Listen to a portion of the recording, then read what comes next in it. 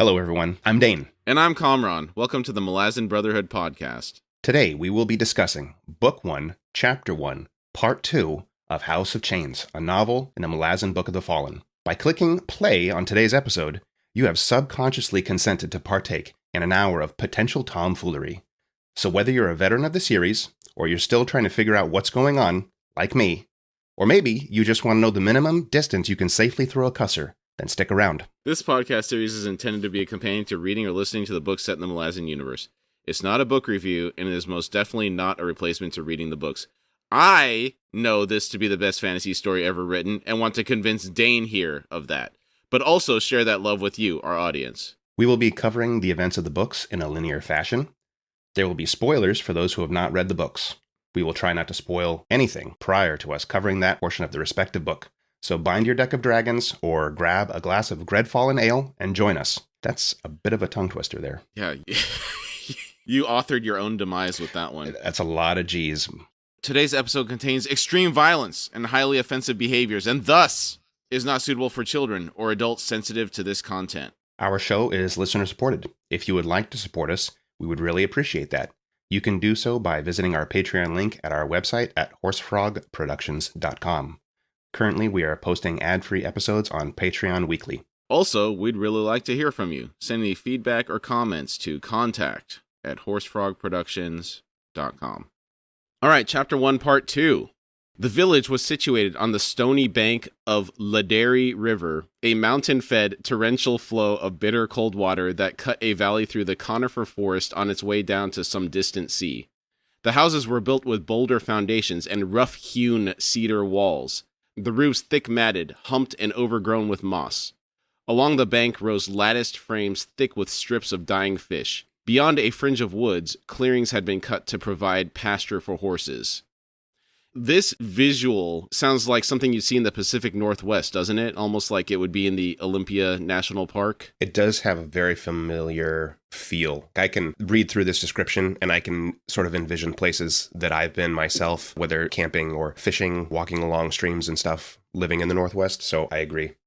Mist-dimmed firelight flickered through the trees as Karsa reached his father's house, passing the dozen horses standing silent and motionless in the glade. Their only threat came from raiders, for these beasts were bred killers, and the mountain wolves had long since learned to avoid the huge animals. More savage horses, right? Grawl horses, like?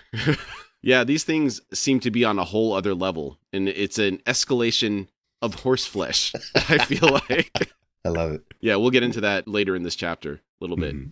Occasionally, a rust-collared bear would venture down from its mountain haunt, but this usually coincided with salmon runs, and the creature showed little interest in challenging the horses, the village's dogs, or its fearless warriors. Sinig was in the training kraal, grooming Havoc, his prized destrier. Karsa could feel the animal's heat as he approached. I'm getting a little Will Ferrell talking about the heat. As you said it, I could hear it. Could hear it coming from him. What movie was that? Well, what I picture when I hear that is Eastbound and Down. He plays like a real shady owner of a car dealership. Real sultry. Yeah. Hot. Some air, the heat. You know. I think also it was Ricky Bobby. His hands were on the wheel, I think. Wasn't he talking about it feeling a little heat? You're right. Yeah. That was when his dad was trying to get him back into racing. Yeah. Yeah. Grab your peaches and let's go. Karsa could feel the animal's heat as he approached, though it was little more than a black mass in the darkness. Karsa growled, "Red Eye still wanders loose. You will do nothing for your son?" His father continued grooming Havoc as he said, "Red Eye is too young for such a journey, as I have said before." Karsa said, "Yet he is mine, and so I shall ride him." Sinig said, "No, he lacks independence, and has not yet ridden with the mounts of Byroth and Delim. You will lodge a thorn in his nerves." Karsa asked, "So I am to walk?" Sinig said, "I give you Havoc, my son. He has been softly run this night and still wears the bridle. Go collect your gear before he cools too much." Karsa said nothing. He was in truth astonished. He swung about and made his way to the house. His father had slung his pack from a ridgepole near the doorway to keep it dry. His bloodwood sword hung in his harness beside it, newly oiled, the Urid warcrest freshly painted on the broad blade. Karsa drew the weapon down and strapped the harness in place. the sword's leather-wrapped two-handed grip jutting over his left shoulder. The pack would ride Havoc's shoulders, affixed to the stirrup rig, though Karsa's knees would take most of the weight. So it's interesting to me that he seems a little bit kind of cold or bitter in his interactions with his father. And Sinig seems to still show a lot of care to his son, even though that doesn't really appear to be reciprocated. Yeah, this relationship's interesting. I think we'll get to a point where we see a little bit more behind the grandfather's influence on Karsa and how that could color Karsa's view of his father here. So that built up resentment, what's underlying that. Because part of this is like when we're children, we idolize our parents. Then we grow into adolescence, we villainize them. And then hopefully we gain life experiences and we humanize them. We realize they're just people and there's no manual to this whole thing. You know? Yeah. Given how Karsa is just reaching adulthood, it seems like he doesn't have the life experience to humanize his father yet. Yeah, I think you're right. And it does seem to be very similar to things I know you and I have had this conversation in the past, you know, our relationships with our father. That seems to be almost going down the bullet points of how I've reacted with my father growing up. And it sounds similar to you as well. Yeah, definitely. Yeah, and that phase of getting out of the resentment phase and into humanizing them, I don't know how long that normally takes. Or sometimes there's serious issues from the parents. It's an abusive situation or something where you never really can get over it, I guess, you know, depending on that. I don't think you and I were in that type of position. No. It's more just the son and the father butting heads. Yeah. Not wanting to have to listen to people, just that headstrong, you know, I'm going to do what I want type thing. Yeah. But you don't understand. They might have your best interest in mind. You don't see all of the factors and you feel like you're being told to do something when it's really like they've seen 5 steps ahead what happens. And yes, you want to go down this road? Yes. Go ahead. You know? Well, some of those conversations I've had with my father, you know, even recently, I'm in my early 40s, and it's like, I remember when you used to tell me this when I was 18 years old, and I thought you were full of it back then, and now it's like, and he's like, I'm telling you, I've been through here before, I've done it, and it's like, it's exactly what you're saying. Yeah.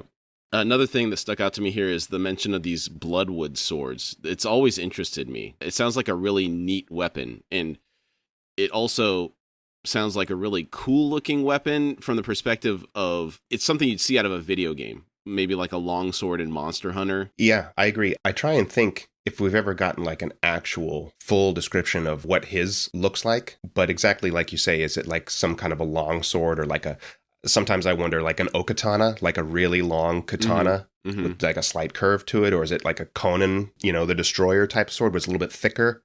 So he can really hack? I'm not really sure. What does it look like in your head? Most of the time, in my head, it is more symmetrical, but thicker. A little thicker than what I would envision, even a claymore, something like that. I think it would be a little bit thicker, but more symmetrical and long and straight, not curved. But it's hard to say. That's kind of my initial thoughts when I think of it. I think you're probably more right. For me, it is more like curved like a katana, which probably doesn't make that much sense given they probably took it out of wood in a tree that's straight, like the trunk itself, you know? Yeah. You'd have to have a really straight branch to get some material long enough to make something like this, I think. Some branches are straighter than others.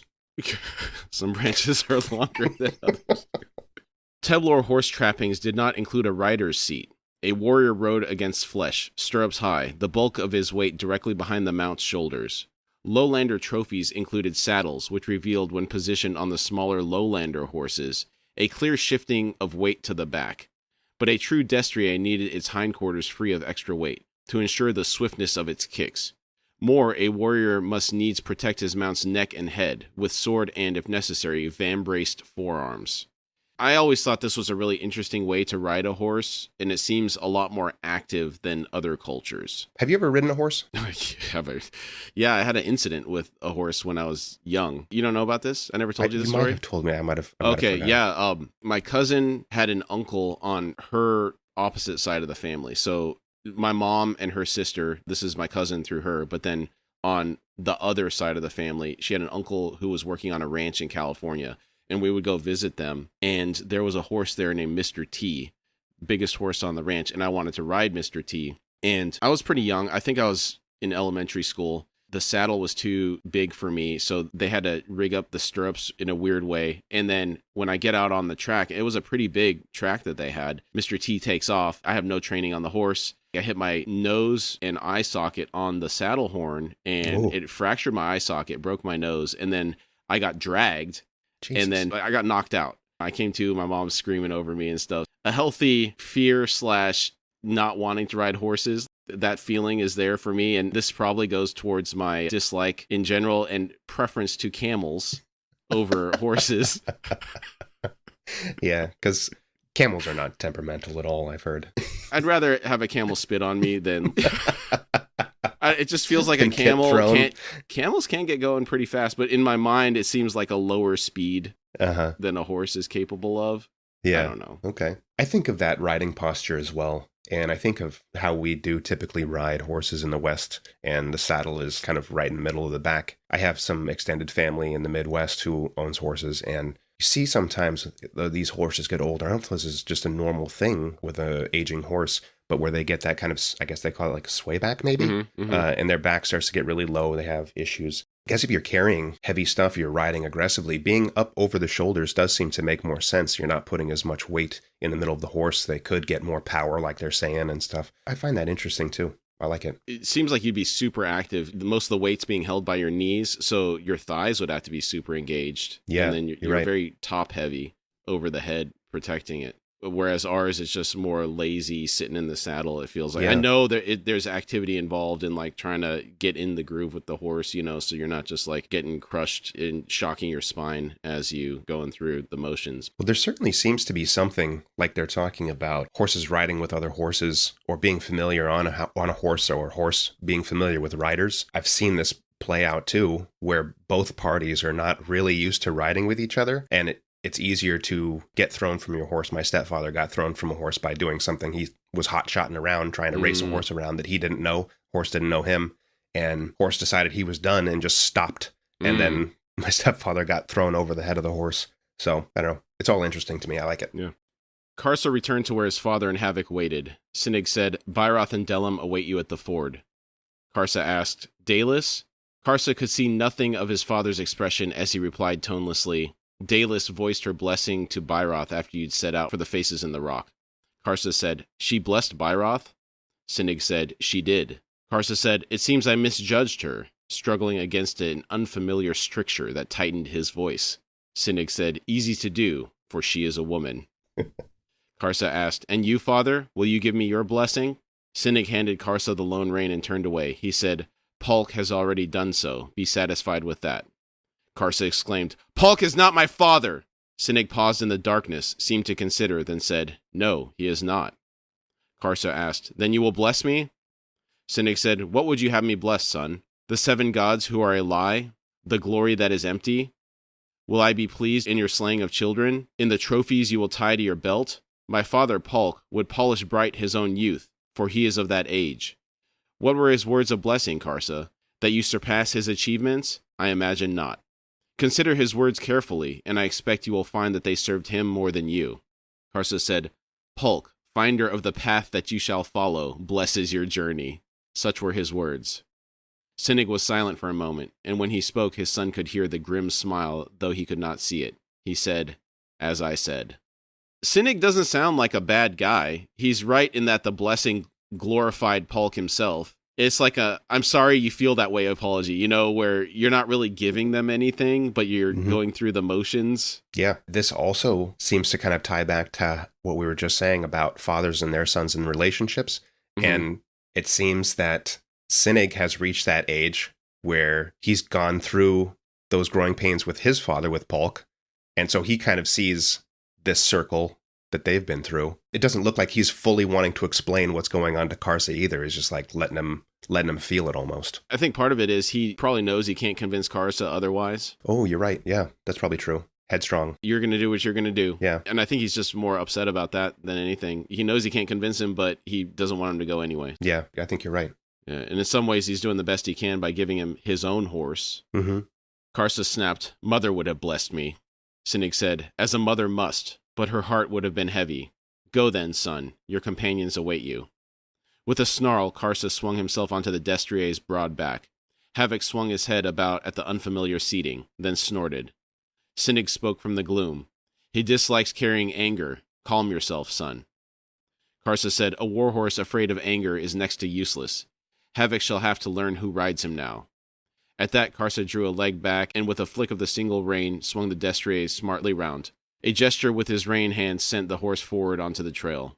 4 blood posts, each marking one of Karsa's sacrificed siblings, lined the path leading to the village. Unlike others, Sinig had left the carved posts unadorned. He had only gone so far as to cut the glyphs naming his 3 sons and 1 daughter given to the faces in the rock, followed by a splash of kin blood which had not lasted much beyond the first rain. Instead of braids winding up the man-high post to a feathered and gut-knotted headdress at the peak, only vines entwined the weathered wood, and the blunted top was smeared with bird droppings. Karsa knew the memory of his siblings deserved more, and he resolved to carry their names close to his lips at the moment of attack, that he might slay with their cries sharp in the air. His voice would be their voice, when that time arrived. They had suffered their father's neglect for far too long. This is something, maybe I'm wrong, but I start to think the first part of this chapter, it's like making sense somehow. Like, oh, now I'm reading that maybe at the beginning of the chapter that it's Sinig laying his first son out to the 7 gods, but maybe I'm wrong. Maybe that's just, I don't know, tradition. So everybody kind of does something similar. I'm not sure. The purpose of that whole first section, I'm not sure what we got from that outside of, it was established later that no gods lived there or had ever lived there. All that stuff took place long before the 7 gods opened their eyes. Then we find out later, after the conversation between them all, that no gods had ever dwelt there. That's after the conversation they had when they woke up after Karsa gave his vows. That first part maybe was just learning that the original spirits that were being worshipped had been usurped at some point by something that's not a god. And I could be wrong here. I'm really bad at symbolism and stuff like that. I'm taking it more literally. This is something, I guess, when I'm reading through and having read through the first time, it's like these things sort of flash through quickly. I never really stopped to go back to the beginning of the chapter and reread the beginning of the chapter and all that. And maybe that's how you start to piece these together. You read through several times through, but it's just one of those thoughts that kind of jumps into my mind as I'm getting through. And I guess that confuses me slightly on those first read through. Agreed. I do wonder at this whole sacrificing the children thing. It's almost like they're being sacrificed to empower the beings that have usurped the original spirits that they worshipped. Because why else would you need all these sacrifices? Why give all your children? Why would you even be okay with that? It's probably because the shaman have been twisted by whatever these things are. Yeah, you're right. The trail widened, flanked by old stumps and low-spreading juniper. Ahead, the lurid glare of hearths amidst dark, squat, conical houses glimmered through the wood smoke haze. Near one of those fire pits waited 2 mounted figures. A third shape on foot stood wrapped in furs to one side. He thought, Dalis, she blessed Byroth Guild, and now comes to see him off. Karsa rode up to them, holding Havoc back to a lazy rope. He was the leader, and he would make the truth of that plain. Byroth and Delim awaited him, after all. And which of the 3 had gone to the faces in the rock? Dalis had blessed a follower. Had Karsa held himself too aloof? Yes, such was the burden of those who commanded. She must have understood that. It made no sense. He halted his horse before them, was silent. Byroth was a heavier man, though not as tall as Karsa or indeed Delim. He possessed a bear-like quality that he had long since recognized and had come to self-consciously affect. He rolled his shoulders now as if loosening them for the journey and grinned. He rumbled, "A bold beginning, brother, the theft of your father's horse." Karsa said, "I did not steal him, Byroth. Sinig gave me both Havoc and his blessing."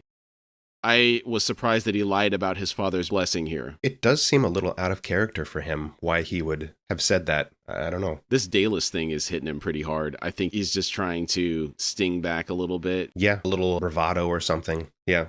Byroth said, "A night of miracles, it seems. And did Urugul stride from the rock to kiss your brow as well, Karsa Orlong?" Dalis snorted at that. Karsa thought, if he had indeed stridden onto mortal ground, he would have found but one of us 3 standing before him. To Byroth's jibe, Karsa said nothing. He slowly swung his gaze to Dalis and said, "You have blessed Byroth?" Her shrug was dismissive. Karsa said, "I grieve your loss of courage." Her eyes snapped to his with sudden fury. Smiling, Karsa turned back to Byroth and Delim. He said, "The stars wheel, let us ride." But Byroth ignored the words, and instead of voicing the ritual reply, he growled, "Ill chosen, to unleash your wounded pride on her. Dalis is to be my wife upon our return. To strike at her is to strike at me." Karsa went motionless. In a low and smooth voice, he said, "But Byroth, I strike where I will. A feeling of courage can spread like a disease. Has her blessing settled upon you as a curse? I am war leader. I invite you to challenge me now, before we quit our home." Byroth hunched his shoulders, slowly leaned forward. He grated, "It is no failing of courage that stays my hand, Karsa Orlong." Karsa said, "I am pleased to hear it. The stars wheel. Let us ride." Scowling at the interruption, Byroth made to say something more, then stopped. He smiled, relaxing once again. He glanced over at Dallas and nodded, as if silently reaffirming a secret, then intoned, "The stars wheel. Lead us, war leader, into glory." Delam, who had watched all in silence, his face empty of expression, now spoke in turn. "Lead us, war leader, into glory." Karsa in front, the three warriors rode the length of the village. The tribe's elders had spoken against the journey, so no one came out to watch them depart. Yet Karsa knew that none could escape hearing them pass, and he knew that, one day, they would come to regret that they had been witness to nothing more than the heavy, muffled thumps of hooves. Nonetheless, he wished dearly for a witness other than Dallas. Not even Polk had appeared. And why wouldn't Polk be there? It seemed like he highly encouraged this raid. You're right that he was the biggest driving factor behind it. I mean, maybe Karsa's own desire to be great, but certainly Polk pushing that agenda. Karsa thought, "Yet I feel as if we are indeed being watched. By the seven, perhaps. Uragul, risen to the height of the stars, riding the current of the wheel, gazing down upon us now. Hear me, Uragul. I, Karsa Orlong, shall slay for you 1,000 children, 1,000 souls to lay at your feet." Nearby, a dog moaned in restless sleep, but did not awaken. On the north valley side overlooking the village, at the very edge of the tree line, stood 23 silent witnesses to the departure of Karsa Orlong, Byroth Guild, and Delam Thord. Ghostly in the darkness between the broad-leafed trees, they waited motionless, until long after the three warriors had passed out of sight down the eastern track. Urid born, Urid sacrificed. They were bloodkin to Karsa, Byroth, and Delam. In the 4th month of their life, they had each been given to the faces in the rock, laid down by their mothers in the glade at sunset, offered to the Seven's embrace, vanishing before the sun's rise, given, one and all, to a new mother. Sibal's children then and now. Sibal, the unfound, the lone goddess among the seven without a tribe of her own. And so she had created one, a secret tribe drawn from the 6 others, had taught them of their individual blood ties in order to link them with their unsacrificed kin, taught them as well of their own special purpose, the destiny that would belong to them and them alone. She called them her found, and this was the name by which they knew themselves, the name of their own hidden tribe, dwelling unseen in the midst of their kin, their very existence unimagined by anyone in any of the 6 tribes. There were some they knew who might suspect, but suspicion was all they possessed. Men such as Sinig, Karsa's father, who treated the memorial blood posts with indifference, if not contempt. Such men usually posed no real threat, although on occasion more extreme measures proved necessary when true risk was perceived, such as with Karsa's mother. This makes me wonder if this has something to do with why Sinig is the way he is. If his wife was taken from him by the 7 and he knows about them, that would make total sense about why he discredits any blessings or worshipping of those faces in the rock. It does make more sense, and it's interesting that it says that there could be extreme measures that they proved necessary, that the spirits can intervene in such a way to keep their secret, I guess. Yeah, it feels like they took her out. Yeah. Going back to what we were talking about earlier, this idea of sacrificing the children, where it originated. Did it exist before the spirits that were being worshipped were usurped by whatever is in the glade now? Or was it the twisting of the shaman in the tribes that allowed them to be convinced that they should sacrifice so many children? Because it's a lot. Karsa seems like an only child, and 4 siblings have been sacrificed. That's 20% survival rate is pretty bad, yeah. You know? Yeah. Well, especially if it's deliberate, if they're just being sacrificed and we don't really, I don't know, do we know why they're being sacrificed? I don't really feel like it's explained clearly at this point other than it's happening. We're covering that now with this 7th tribe that's being made for her, but what's the purpose of it? And it seems like there's a lot of people being sacrificed, not just this tribe, other tribes too. Yeah, you're right. The 23 found who stood witness to the beginning of the warrior's journey, hidden among the trees of the valley side, were by blood the brothers and sisters of Karsa, Byroth, and Delam, Yet they were strangers as well, though at that moment that detail seemed to matter little. Byroth's eldest brother said, "One shall make it." Delam's twin sister shrugged in reply and said, "We shall be here, then, upon that one's return." Byroth's eldest brother said, "So we shall." Another trait was shared by all the found. Sibal had marked her children with a savage scar, a stripping away of flesh and muscle on the left side of the temple down to jawline of each face, and with that destruction the capacity for expression had been severely diminished. The features on the left were fixed in a downturned grimace, as if in permanent dismay. In some strange manner, the physical scarring had also stripped inflection from their voices, or perhaps Sibal's own toneless voice had proved an overwhelming influence. Thus, bereft of intonation, words of hope had a way of ringing false to their own ears, sufficient to silence those who had spoken. One would make it. Perhaps. That's such a nasty thing to do to those kids, kidnapped and disfigured. It's really terrible. A grizzly. I mean, to strip flesh and muscle away? Is she doing that to the spirit? So maybe that's a little bit less harsh sounding, or is that done to the physical body and then the spirit embodies it? I'm really confused about whether these are actual living people or if they're spirits that are watching them. Yeah, I'm not sure either. Because the way you read it, it almost sounds like they're adult-like. Yeah, they grew up. Right. And spirits, I don't think, have a tendency to progress. I always envision them as being trapped at the time where they passed. Me too. So they'd just be infants if they died when they were young. Mm-hmm. But they do seem to be having a little bit more, I don't want to say complex conversation, but certainly the thoughts that we see seem a little bit more like an adult's thoughts than a child's thoughts. Yeah. Sinnig continued stirring the stew at the cook fire when the door opened behind him. A soft wheeze, a dragged foot, the clatter of a walking stick against the doorframe, then a harsh accusatory question. Polk asked, "Did you bless your son?" Sinnig said, "I gave him havoc, father." Somehow Polk filled a single word with contempt, disgust, and suspicion all at once. Why? Sinnig still did not turn as he listened to his father make a tortured journey to the chair closest to the hearth. He said, "Havoc deserved a final battle, one I knew I would not give him. So." Polk settled into the chair with a pained grunt. He said, "So, as I thought. For your horse, but not for your son." Sinnig asked, "Are you hungry?" Polk said, "I will not deny you the gesture." Sinnig allowed himself a small, bitter smile, then reached over to collect a second bowl and set it down beside his own. Polk growled, "He would batter down a mountain to see you stir from your straw."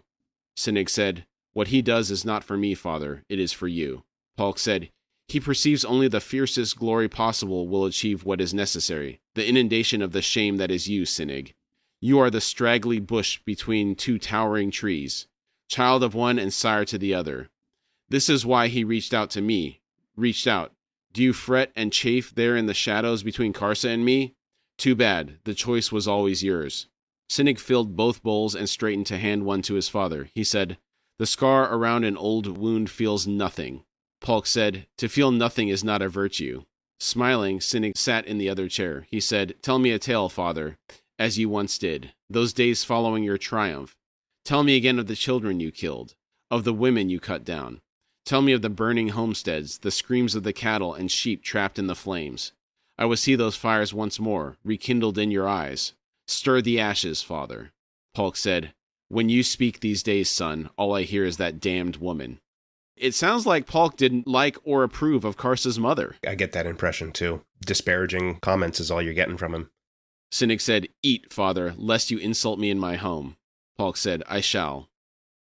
Sinnig said, "You were ever a mindful guest." Polk said, "True." And I don't know about you, but this whole section between Polk and Sinnig, the tension in this, it's palpable. To me, there's a lot of tension and a lot of sort of, I guess it's the history. It's like underlying resentment between the two. I'm going to comment on that after we get through these last two paragraphs here, and then I want to circle back on that. No more words were exchanged until both men had finished their meals. Then Sinnig set down his bowl. He rose and collected Polk's bowl as well. Then, turning, he threw it into the fire. His father's eyes widened. Sinnig stared down at him and said, "Neither of us shall live to see Karsa's return. The bridge between you and me is now swept away. Come to my door again, father, and I shall kill you." He reached down with both hands and pulled Polk upright, dragging the sputtering old man to the door, and without ceremony threw him outside. The walking stick followed. All right, so when you think of tension, in some ways, I feel like this is old tread ground that has been repeated for a long time. Mm-hmm. And Sinig is truly done with him. Like, out of necessity, he might have been maintaining a relationship with him for Karsa's sake, but now that he doesn't really need to anymore, I think he's just tired of the old man. And in some ways, I also feel like he might think that Polk turned Karsa against him and poisoned his mind against him. I can see that. It certainly makes sense the way Polk is saying how Sinig is just the bush between two mountains and stuff like that. It's like that's probably just been continually ground into him since Karsa was, even younger. Yeah, and in that statement, he's basically just voicing his pure disapproval of his own son. And, if you talk to your kids like that, you can't really expect to maintain a relationship with them. Right. He's saying stuff to him that I wouldn't say to a stranger, Yeah, you're right. You're right. It's crazy. Mm-hmm. But certainly, as he said before, the scar around the wound feels nothing. It's like he's numb. I think you're right. Like, he's over it. That's it. Karsa's gone. He says he doesn't think that he'll ever return. He won't see him. So yeah, no reason to continue this relationship. Get out. Yeah. It's funny. Polk reminds me of like a high school quarterback who does nothing but reminisce about the glory days and his time in the spotlight. And I always get kind of a Uncle Rico vibes that, although it might be a little bit more masculine than an Uncle Rico, but that's kind of how I get. That's such a great analogy. And I immediately think, how much you want to bet I can throw a football over them mountains? Just like all teary-eyed, Yeah, exactly. Yeah, he's filming himself practicing. I love it. I think it's something we're all going to have to deal with as we age, I'm dealing with some stuff with my oldest right now. So I injured my shoulder in jiu-jitsu in March. He's puffing out his chest and coming up to me acting all tough. And I can't get too wild with him right now because if I do, it's going to hurt my shoulder. It's like 4 months is still lingering. I'm like, you got a couple months until this shoulder is healed. And then you're going to find out what happens. He calls himself the Lion. Oh, boy. I'll be talking. It'll be like, shh, let the lion speak, He's getting all puffed up and thinking he's something, Oh, yeah. And I've been telling him, I'm like, look, the father always has one last fight in him. He may die in that fight, but he's got the one last fight. You want to go with this route? It's like, it's all in jest, but there is that father-son dynamic of the kid growing up and feeling their strength and then seeing their father. They're seeing what they perceive to be weakness. The old man's strength is a real thing. Oh, yeah. Even today, I think my dad in some ways can be physically stronger than me. I wonder when that crossover happens truly. Like, you got to be frail for the father. And I do wonder if it's psychological in some cases. Yeah, maybe it is. I remember similar things when I was young and I was on the high school wrestling team and I felt good. And I wanted to get down in the yard with my dad. And one day he let it happen. He was like, all right, let's go. Fine. We'll wrestle in the backyard. And so we were going around a little bit and I thought I was getting the upper hand. Apparently he was playing possum and he flipped me and he got on top and that was it. There was no moving. There was no getting out of it. And it was like, doesn't wrestle. He doesn't know what he's doing, but that strength, that, I guess wisdom of being a young man and getting into his own scraps and stuff that came through and he put me down and held me there and made sure. It's like, all right. The old man still got it, and don't you forget it. They traveled the old trail that paralleled the spine of the mountains. Old rock slides obscured the path here and there, dragging firs and cedars down toward the valley below. And in these places, bushes and broadleaf trees had found a foothold, making passage difficult. 2 days and 3 nights ahead lay Rathid lands. And of all the other Teblor tribes, it was the Rathid with whom the Urid feuded the most. Raids and vicious murders entangled the two tribes together in a skein of hatred that stretched back centuries. And I want to come back to that later in the chapter, that whole idea of this shared hatred and the stuff that's built up over time in some behaviors that we see later. Okay. Passing unseen through Rathid territories was not what Karsa had in mind. He intended to carve a bloody path through real and imagined insults with a vengeful blade, gathering a score or more Teblor souls to his name in the process. The two warriors riding behind him, he well knew, believed that the journey ahead would be one of stealth and subterfuge. They were, after all, but 3. Karsa thought, but Urugal is with us, in this his season, and we shall announce ourselves in his name, and in blood. We shall shock awake the hornets in their nest, and the Rathid shall come to know and fear the name of Karsa Orlong, as will the Sunid in their turn. The warhorses moved cautiously across the loose scree of a recent slide. There had been a lot of snow the past winter, more than Karsa could recall in his lifetime. Long before the faces in the rock awoke to proclaim to the elders within dreams and trances that they had defeated the old Teblor spirits and now demanded obeisance, long before the taking of enemy souls had become foremost among Teblor aspirations, the spirits that had ruled the land and its people were the bones of rock, the flesh of earth, the hair and fur of forest and glen, and their breath was the wind of each season. Winter arrived and departed with violent storms high in the mountains, the savage exertions of the spirits in their eternal mutual war. Summer and winter were as one, motionless and dry, but the former revealed exhaustion, while the latter evinced an icy, fragile peace. Accordingly, the Teblor viewed summers with sympathy for the battle-weary spirits, while they detested winters for the weakness of the ascendant combatants, for there was no value in the illusion of peace. There was a sentence in there that I've overlooked in the past, that regarding the proclamation that came to the elders in dreams and trances that the new gods had defeated the old Teblor spirits and now demanded obeisance. And I guess that would explain how the Teblor could be convinced to sacrifice so many of their children to the seven. That's a good point. I mean, I've overlooked that as well. I've only read through it once, but that does seem to maybe shed a little bit of light onto that situation. And then another one that I just thought of while I was reading through it now is the mention that prior to this usurpation, the killing and collecting of souls was not a dominant thought for the Teblor. That came after. And then while the faces in the rock were talking amongst themselves, they were talking about the train of souls that somebody carried. Mm-hmm. It does make me wonder whether they are allowing, when someone gets killed, the enslavement of the soul to the person that killed them through whatever this worship is, like if they're trying to fashion something. It certainly seems that way. I mean, Sabal, she's doing the same thing with all the sacrificed children. It is a theme that we're seeing, a lot of souls hanging around and being tied to people. And you wonder what the purpose of it is. Less than a score days remained in the season of spring. The high storms were diminishing, both in frequency and fury. Though the faces in the rock had long ago destroyed the old spirits and were, it seemed, indifferent to the passage of seasons, Karsa secretly envisioned himself and his two companion warriors as harbingers of one last storm. Their bloodwood swords would echo ancient rages among the unsuspecting Rathid and Sunid. They cleared the recent slide. The path ahead wound down into a shallow valley with a highland meadow open to the bright afternoon sunlight. Byroth spoke behind Karsa. "We should camp on the other side of this valley, war leader. The horses need rest." Karsa said, "Perhaps your horse needs rest. You've too many feast nights on your bones. This journey shall make a warrior of you once again, I trust. Your back has known too much straw of late." He then thought, "with Dalus riding you." Byroth laughed but made no other reply. This whole Dalus thing, he is obsessed. Yeah, it seems to sting him greatly that she's not with him. Like, he just can't see it any other way. It seems to me at odds with other parts of his personality.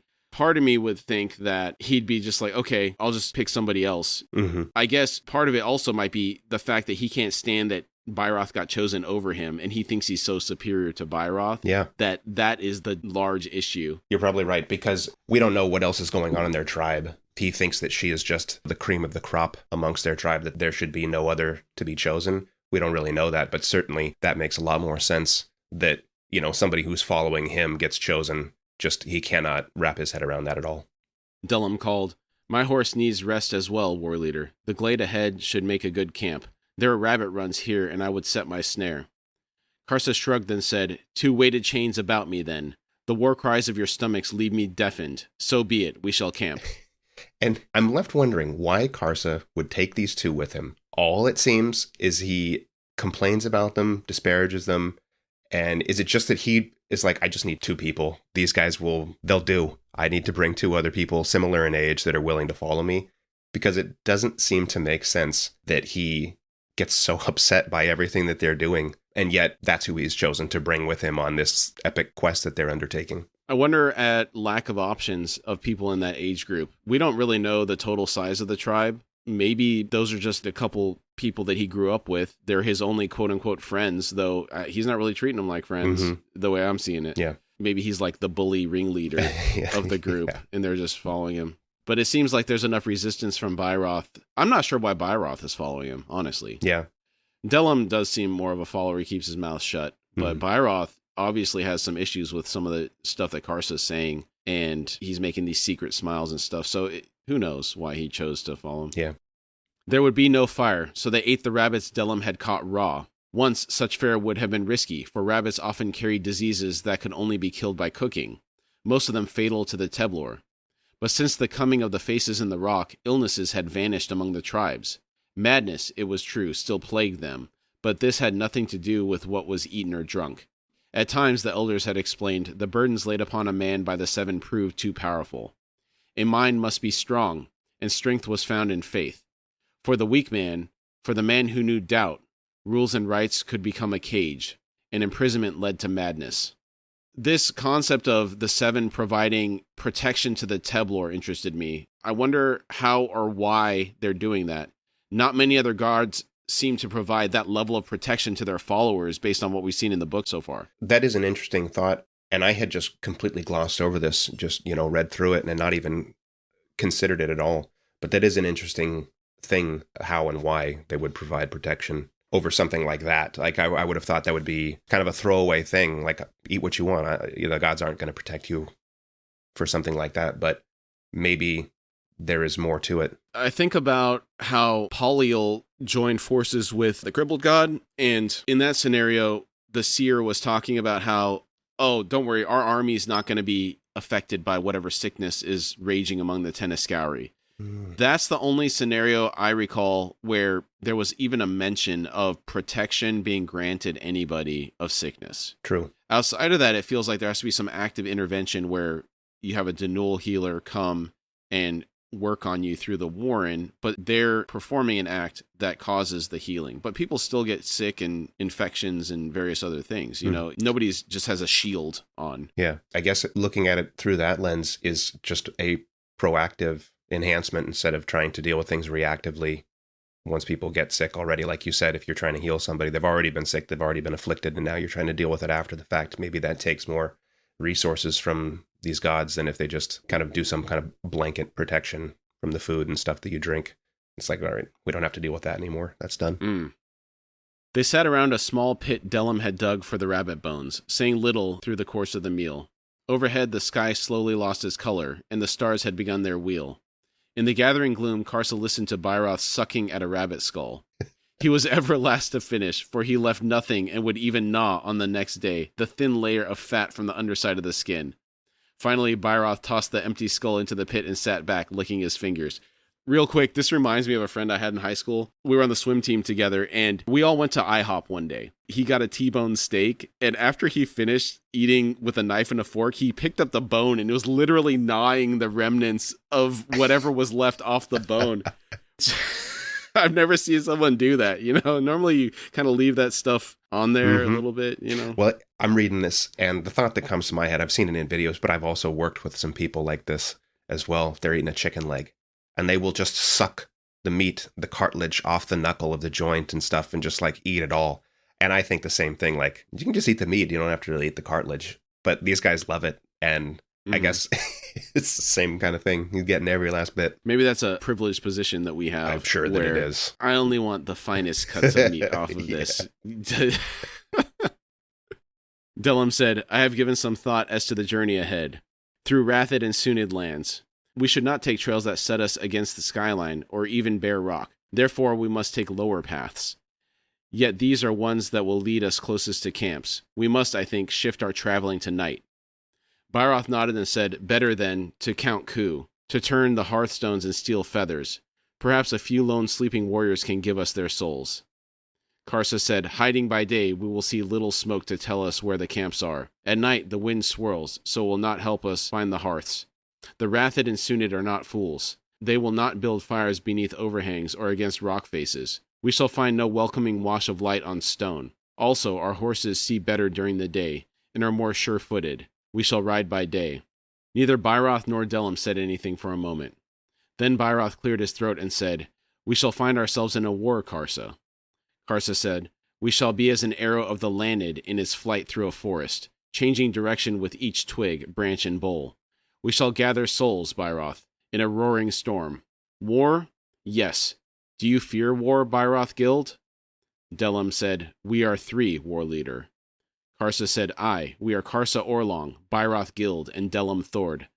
I have faced 24 warriors and have slain them all. I dance without equal. Would you deny it? Even the elders have spoken in awe. And you, Delim, I see 18 tongues looped on the thong at your hip. You can read a ghost's trail and hear a pebble roll from 20 paces. And Byroth, in the days when all he carried was muscle. And you, Byroth, did you not break a Burid's spine with your bare hands? Did you not drag a warhorse down? That ferocity but sleeps within you, and this journey shall awaken it once more.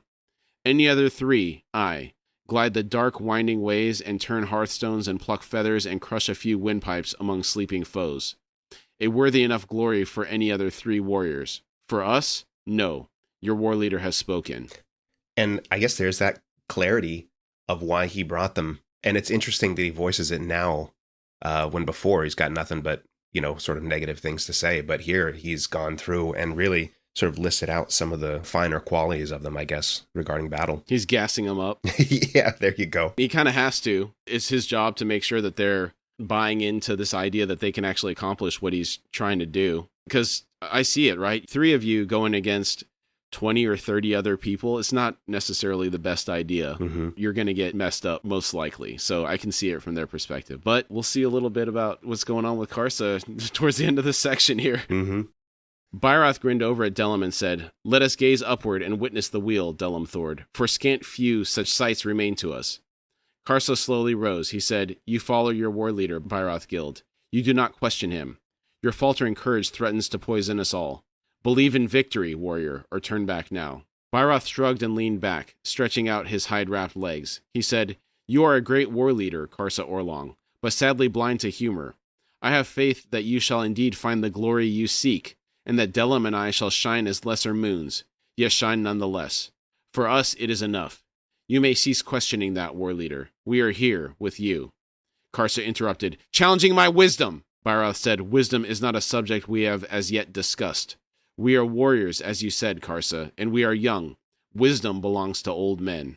Karsa snapped, Yes, the elders, who would not bless our journey.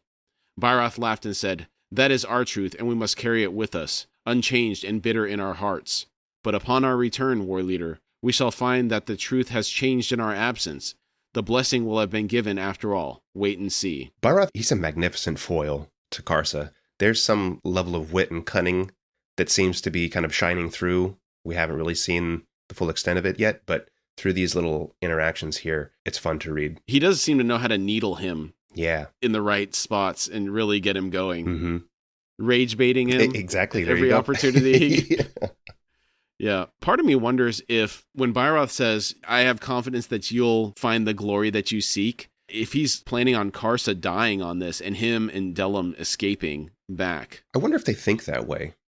If they're already planning some kind of outcome like that, that's something they would think would happen. Do they consider that? Do they think they'll all survive? Or do they think they'll all just die? I'm curious. I don't think Byroth would be that invested in dying on this. But again, who knows? I mean, maybe they are lifelong friends and we're just seeing a dysfunctional relationship, but they are loyal to him, maybe. Yeah.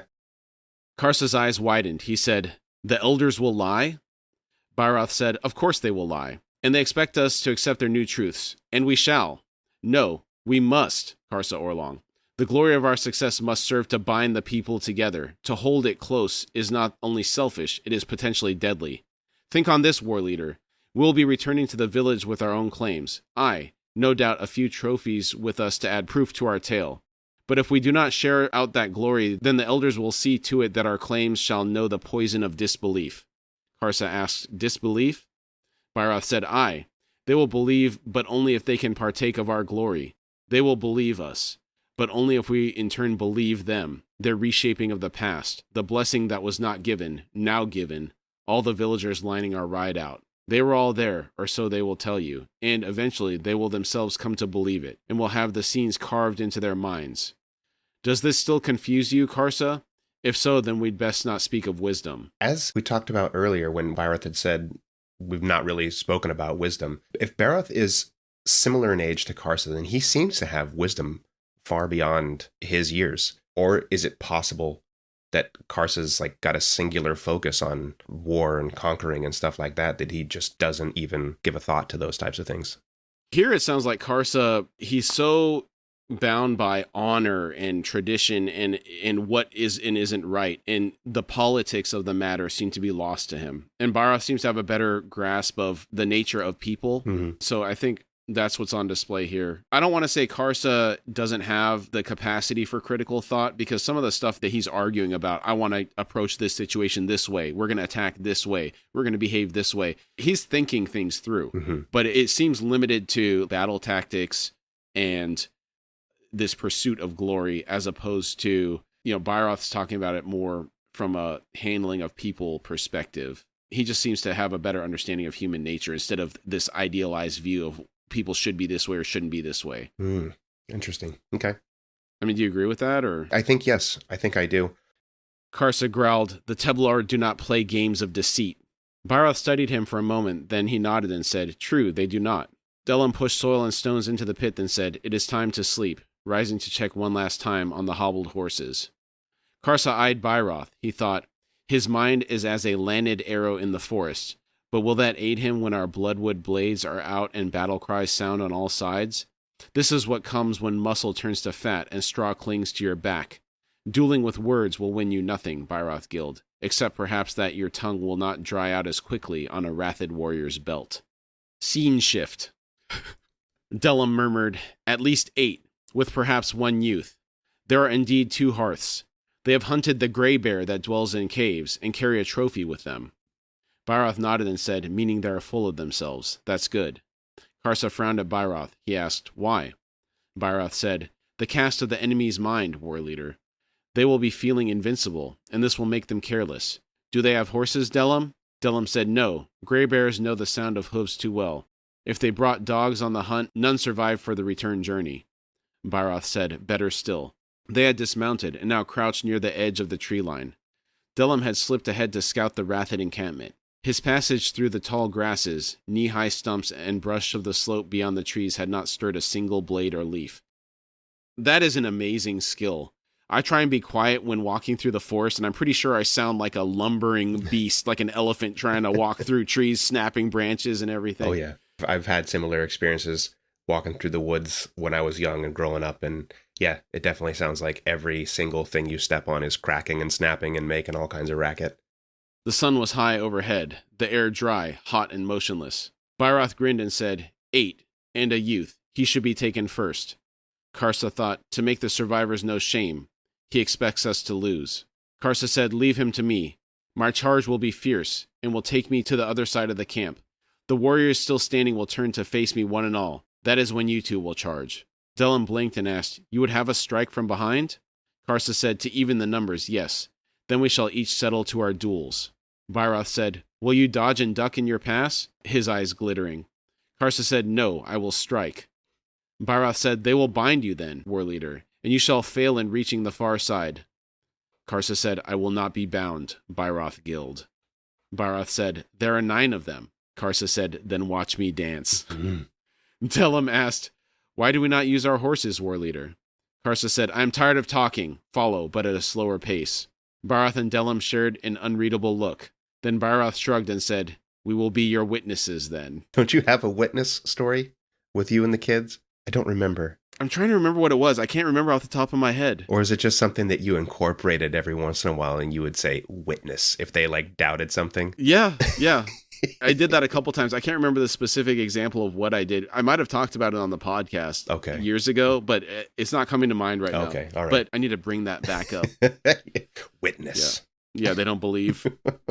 Yeah, okay. Similar to, I guess, what was it? The pumping iron, the old wolf on the mountain or something, only can go down. Oh, yeah. The wolf on the hill can only go down. Or he could stay up. Yeah. I feel like that's the boys coming at you. Witness. Karsa unslung his bloodwood sword, closing both hands around the leather-wrapped grip. The blade's wood was deep red, almost black. The glassy polish making the painted warcrest seemed to float a finger's width above the surface. The weapon's edge was almost translucent, where the blood oil rubbed into the grain and hardened, coming to replace the wood. There were no nicks or notches along the edge, only a slight rippling of the line where damage had repaired itself, for blood oil clung to its memory and would little tolerate denting or scarring. Karsa held the weapon out before him, then slipped forward through the high grasses, quickening into the dance as he went. Now that we have a better visual image of this thing, it sounds super cool. Yeah. And I wonder how it would hold up against something like Aaron's Steel or Odotarl. It does make you wonder, because after all, you think it's wood. How could it really hold up to anything?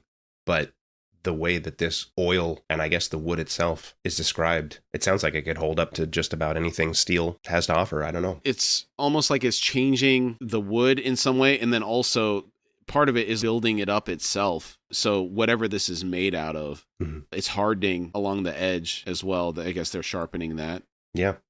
Reaching the boar trail leading into the forest that Delum had pointed out, he hunched lower and slipped onto its hard-packed, flattened track without breaking stride. The broad, tapered sword point seemed to lead him forward as if cutting its own silent, unerring path through the shadows and shafts of light. He picked up greater speed. In the center of the Rathid camp, 3 of the 8 warrior adults were crouched around a slab of bear meat that they had just unwrapped from a fold of deer hide. 2 others sat nearby with their weapons across their thighs, rubbing the thick blood oil into the blades. The remaining 3 stood speaking to one another less than 3 paces from the mouth of the boar trail. The youth was at the far end. Karsa's sprint was at its peak when he reached the glade. At distances of 70 paces or less, a Teblor could run alongside a galloping warhorse. And before we get into this, are there any movie scenes that come to mind as you read this section with him running up at full speed? Immediately, nothing races to mind. Do you have something? I mean, I think you have something in mind, but I can't think of anything right now. Part of me thinks Tom Cruise running is a very famous, he has to be running in every movie. You're right. Obviously, he's never been a Native American. He's been a samurai. Last of the Mohicans comes to mind a little bit. Oh, okay. I could see that. Yeah. Yeah. Sprinting out of the woods in some of these attack scenes. Yeah. Okay. Yeah. His arrival was explosive. One moment, 8 warriors and 1 youth at rest in a clearing. The next, the tops of the heads of 2 of the standing warriors were cut off in a single horizontal blow. Scalp and bone flew. Blood and brain sprayed and spat across the face of the 3rd Rathid. This man reeled back and pivoted to his left to see the return swing of Karsa's sword as it swept under his chin, then was gone from sight. Eyes, still held wide, watched the scene tilt wildly before darkness burgeoned. Still moving, Karsa leapt high to avoid the warrior's head as it thudded and rolled across the ground. The Rathid who had been oiling their swords had already straightened and readied their weapons. They split away from each other and darted forward to take Karsa from either side. He laughed, twisting around to plunge among the 3 warriors whose bloodied hands held but butchering knives. Snapping his sword into a close-quarter guard, he ducked low. 3 small blades each found their mark, slicing through leathers, skin, and into muscle. Momentum propelled Karsa through the press, and he took those knives with him, spinning to rip his sword through a pair of arms, then up into an armpit, tearing the shoulder away, the scapula coming with it, a curved plate of purple bone latticed in veins attached by a skein of ligaments to a twitching arm that swung in its flight to reach skyward. That image really got me. With the purple bone latticed in veins flying away. You're not just getting, he cut an arm off here. I mean, you're getting a full visceral image of this battle. I guess it's one of the things that makes this series so great, is that you get a little bit more. It's just not just some simple description, but that is grisly. The heads being chopped in half and off are bad enough, but the image of the arm really was the one that got me. Oh, yeah. I think it was the veins being attached. Yeah. A body dived with a snarl to wrap burly arms around Karsa's legs. Still laughing, the Urid warleader punched down with his sword, the pommel crunching through the top of the warrior's skull. The arm spasmed and fell away. A sword hissed towards his neck from the right. Still in close quarter guard, Karsa spun to take the blade with his own, the impact ringing both weapons with a pealing, sonorous sound. He heard the closing step of the Rathid behind him, felt the air cleave to the blade swinging in towards his left shoulder, and he pitched instantly down into his right, wheeling his own sword around, arms extending as he fell. The edge swept above and past the warrior's savage downstroke, cut through a pair of thick wrists, then tore through abdomen, from belly button and across, between rib cage and point of hip, then bursting clear. Still spinning as he toppled, he renewed the swing that had been staggered by bone and flesh, twisting his shoulders to follow the blade as it passed beneath him, then around to the other side. The slash cleared the ground at a level that took the last Rathid's left leg at the ankle. Then the ground hammered into Karsa's right shoulder. Rolling away, his sword trailing crossways across his own body, deflecting but not quite defeating a downward blow, fire tearing into his right hip. Then he was beyond the warrior's reach, and the man was shrieking and stumbling in awkward retreat. Karsa's roll brought him upright once more, into a crouch that spurted blood down his right leg, that sent stinging stabs into his left side, his back beneath his right shoulder blade, and his left thigh where the knives were still buried. He found himself facing the youth. No more than 40, not yet at his full height, lean of limb as the unready often were, eyes filled with horror. So 40 seems to be around what? 10 years old in our time scale? Is that what you're picking up, or a little bit older? I mean, that sounds about right, because if we think that Karsa was about 80, then that would, I think we talked about that maybe being between 18 and 20 in our time frame. That's what it feels like. I think you're right. Karsa winked, then wheeled round to close on the one-footed warrior. His shrieks had grown frenzied, and Karsa saw that Bairoth and Delim had reached him and had joined in the game, their blades taking the other foot in both hands. The Rathid was on the ground between them, limbs jerking and spurting blood across the trampled glass.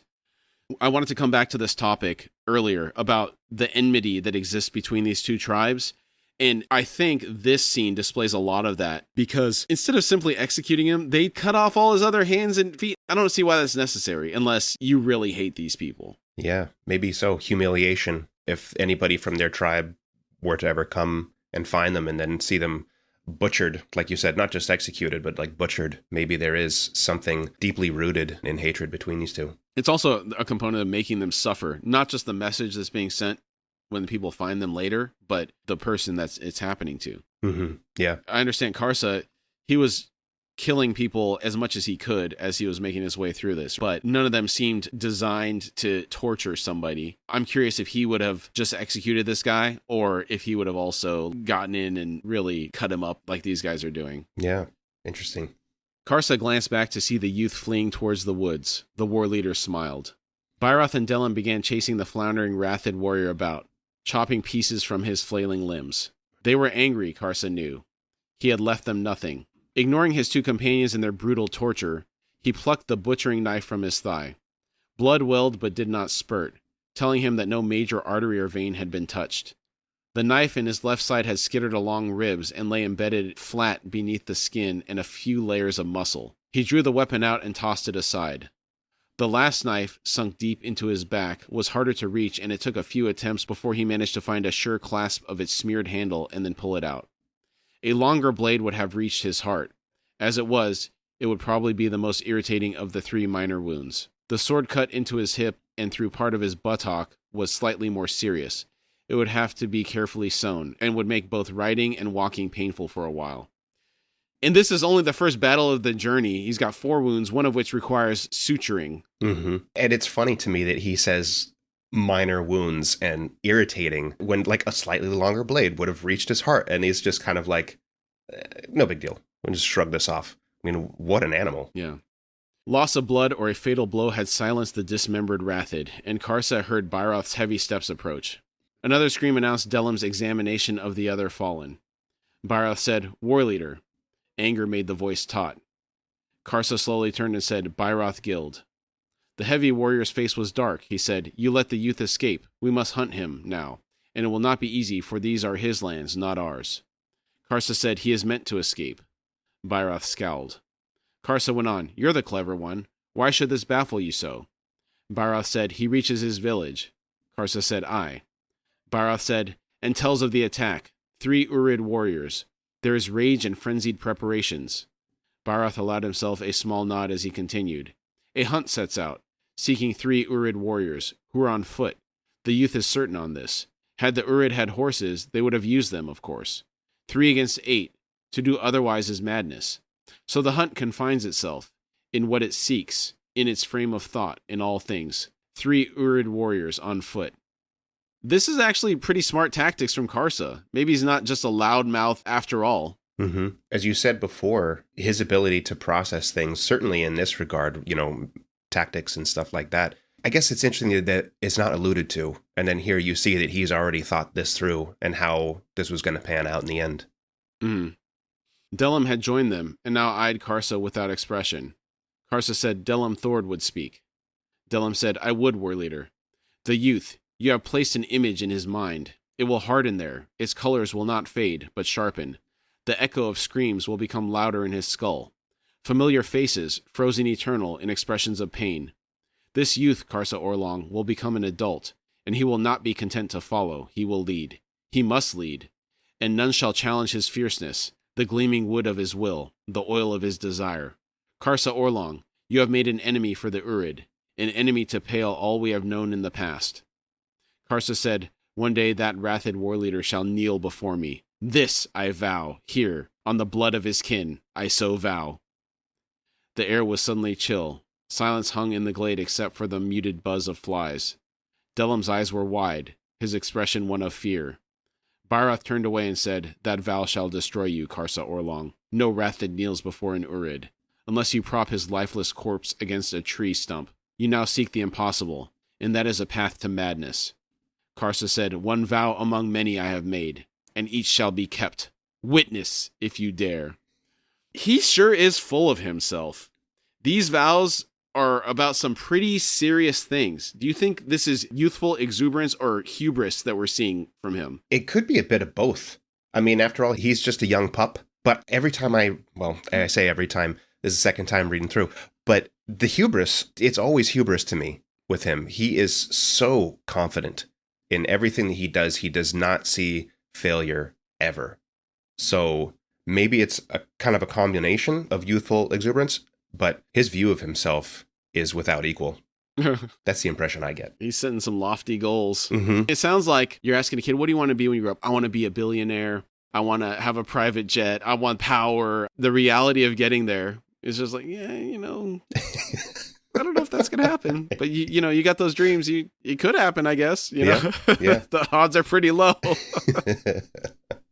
Byroth paused from studying the gray bear's fur and defleshed skull, the wrathed trophies, and glanced back at Karsa. He asked, do we have a choice? Karsa said, if you still breathe, then the answer is no, Byroth Guild. Byroth said, remind me to tell you one day, Karsa Orlong. Karsa said, tell me of what? Byroth said, what life is like for those of us in your shadow. And that's an exchange I had highlighted from a prior read-through. I love that saying. What a great way to tell Karsa that he's full of himself.